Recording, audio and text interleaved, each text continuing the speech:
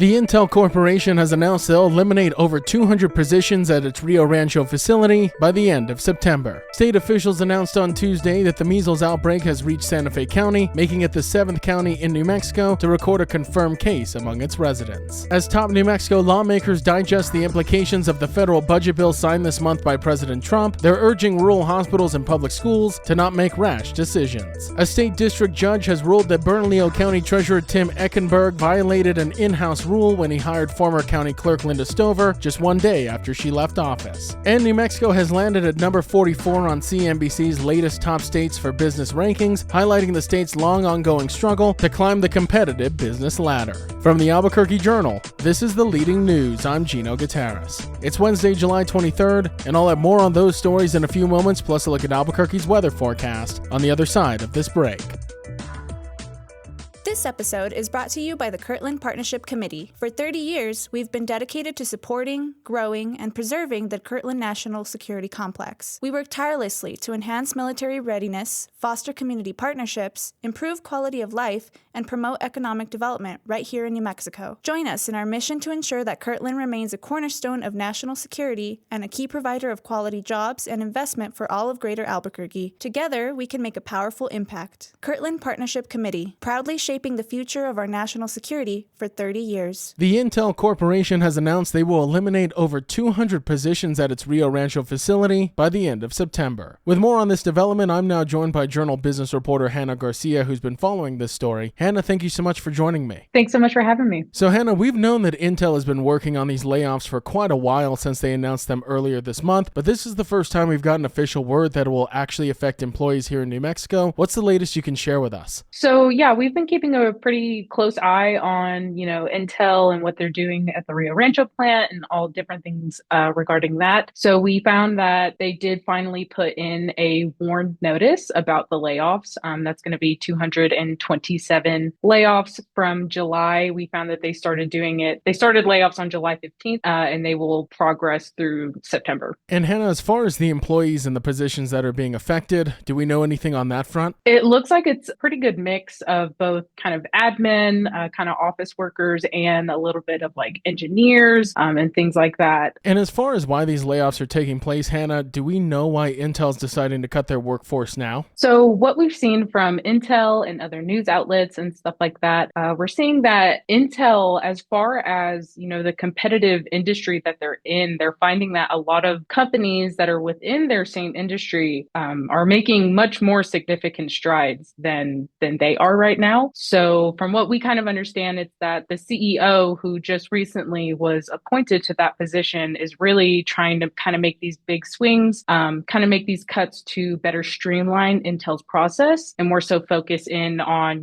where they can improve and how they can start to stack up to their competitors. And Hannah, these layoffs come at a very interesting time after Intel invested pretty significant money, $3.5 billion in fact, in a Fab 9 facility in Rio Rancho. You were able to speak to a few local officials who, like us, were also in the dark about exactly when and if these layoffs were going to take place. What did they share with you? Local officials are still very confident that Intel is committed to the Rio Rancho plant due to that investment. They just don't think that the company is just kind of walk away. I think what they are thinking right now is that these cuts more so are coming as a nationwide process. It's not like one specific plant is doing, better than the other or worse than the other. They think it just kind of got swept in with all of the other things. However, looking at other plants around the country, the New Mexico plant and their layoffs are significantly less than some of the others that we've seen. And another interesting piece of your story, Hannah, local officials also pledging to support those affected employees in these layoffs,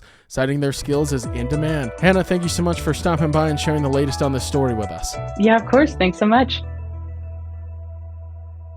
In other headlines from the newsroom, a measles outbreak in New Mexico has now reached Santa Fe County, marking the 7th county with a confirmed case. The latest case involved an unvaccinated child under 10 years old who contracted the virus during international travel. State health officials warn of potential exposure risks at Cliffs Amusement Park in Albuquerque on July 17th, where the child spent the day. This brings the statewide total to 96 cases, with 20 among children aged 5 to 17. In response, MMR vaccinations have surged, with over 43,000 doses administered since February, more than double the total from last year. Measles symptoms include cough, runny nose, red eyes, fever, and a rash, and individuals are contagious for up to 8 days. Health officials are urging New Mexicans to get vaccinated and call ahead before visiting a provider if symptoms appear. Top New Mexico lawmakers are urging rural hospitals and schools to avoid making rash decisions as they assess the long-term impacts of the federal budget bill recently signed by President Trump. Key changes to Medicaid funding won't take effect until 2027, but state leaders warn that up to 8 rural hospitals could close and 90,000 residents may lose coverage due to increased administrative requirements and work mandates. Nearly 40% of New Mexicans are on Medicaid, which could mean the state faces a significant risk. Legislative committees plan to spend the rest of the year studying the bill and potential state responses, possibly including a special legislative session. Despite its downsides, the bill could bring additional federal funding for rural health care, though details remain unclear. Republican lawmakers argue the bill offers tax relief and says Medicaid reforms are aimed at reducing fraud, not cutting care. Meanwhile, state officials are evaluating whether $3.5 billion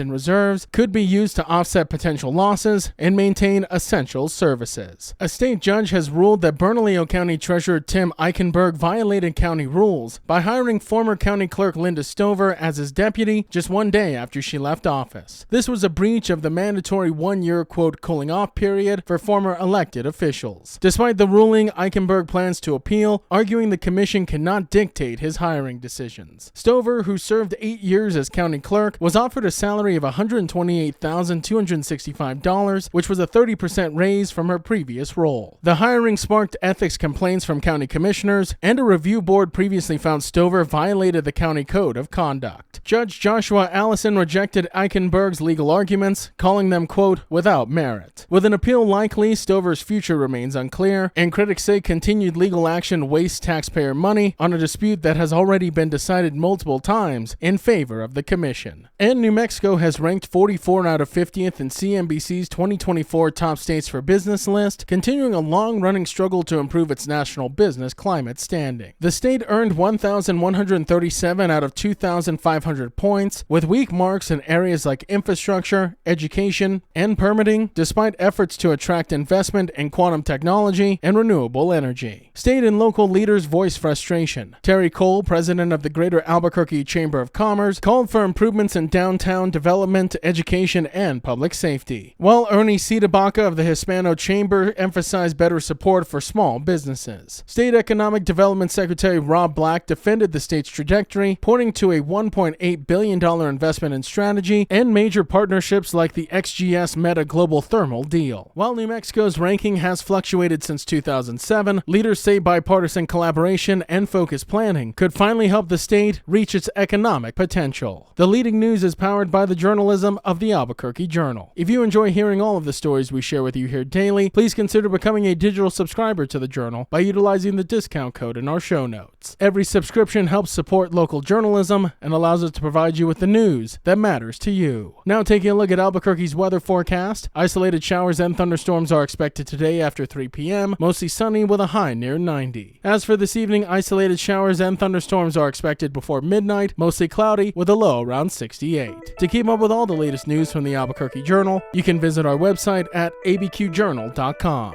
That's the leading news. I'm Gino Gutierrez. We'll be back tomorrow.